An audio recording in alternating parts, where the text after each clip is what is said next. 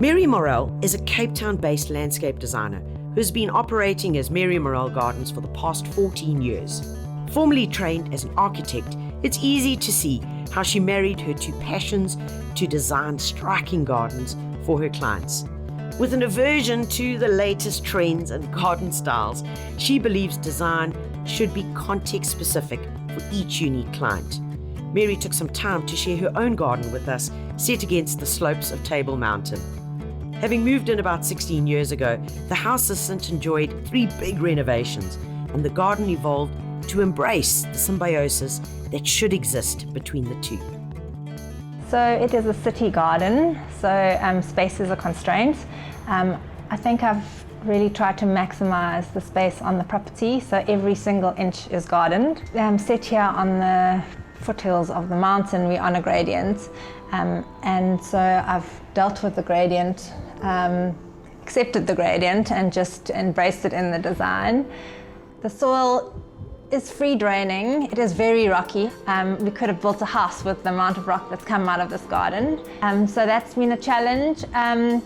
Yeah, the wind does dry out everything too, and I think because that soil is very free draining, even more so. We flipped the entrance of the house. You used to enter on this side of the property, and now you enter on the south side, and it's entered via a passage from the road. Over time when we renovated, some of that courtyard got lost by the entrance hall, but we designed the entrance hall such that it feels like it's part of the courtyard. And so there's a lot of bringing of the plants into these spaces so they feel like almost like conservatory spaces. I was confronted with the challenge of this blank wall that we were looking directly at from our our void of our stairwell. And while I don't like the trend of vertical gardens, the space called for one. And so it's actually one of the few times I've actually installed one for anyone, but it really has greened the space and made it a very lush, lovely space. And we've also, the outdoor surface of that courtyard is the clumpy bricks, which we've used throughout the house, so there is that connection. In the main garden, it has these different zones. The seating area is probably my newest addition. I think I built it 2 years ago. The pergola on the east side, and that's probably been there for about 8 years now. On the east side, the pool is at the same level as the house, which I also think that has helped the connection with the garden. I think in trying to maximize all the spaces of the garden, I have arrived at a few spaces that are quite different in nature, so I can explore different plants and get my fix of different things in the different spaces.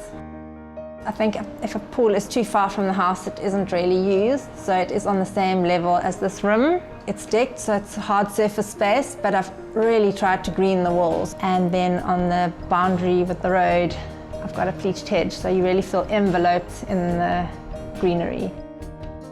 For me, it's not sufficient to just use a plant because you like it. It's really got to be doing something, and it's show intention. I think that the clip spheres against the house have always been a successful thing, and they are one of the earliest things. They've been in the garden for 16 years. But the intention of them is they really mediate the scale of the flat garden with the very vertical house. So, and add that sculptural element. I've never wanted to have any creepers behind them because for me the form of them and the silhouette against the house is very important. They really serve a structural function. I'm obsessed with trees, and so considering how small my garden is, I have added a lot of trees. The only thing that remains in this garden from when we actually purchased the house is the jacaranda tree, so that we inherited, and I love it.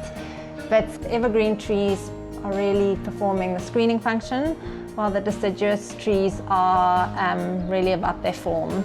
Yeah, I have definitely simplified planting as over the years as I've matured as a designer.